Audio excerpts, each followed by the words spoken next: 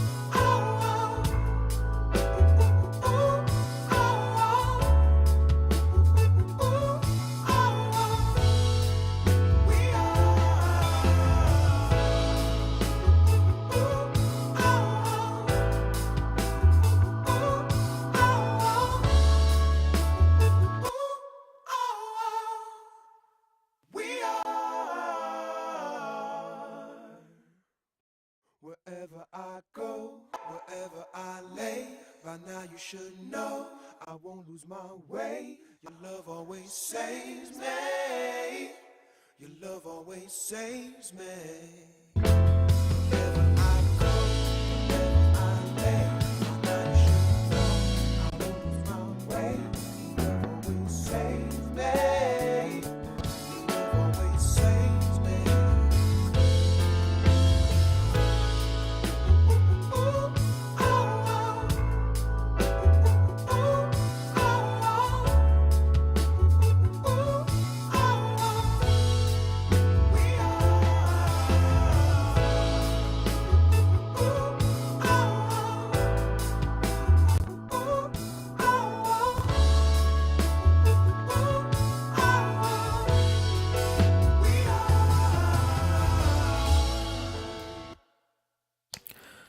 We Ooh, that is just so three-dimensional and so beautiful sounding.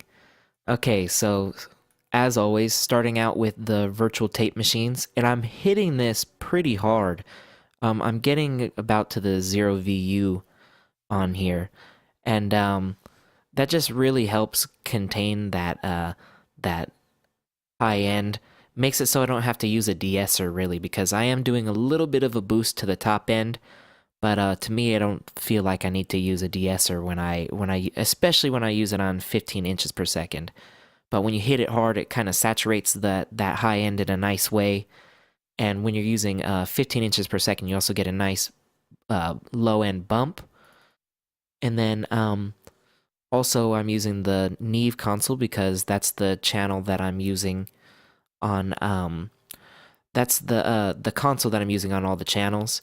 I used the mix bus version just because I feel like it has a little more color, and that kind of compensates for me not using the channel version on each of the individual channels. That is, so that's just adding a nice color, making everything sound more glued together with the rest of the track, and it also fills in that bottom end.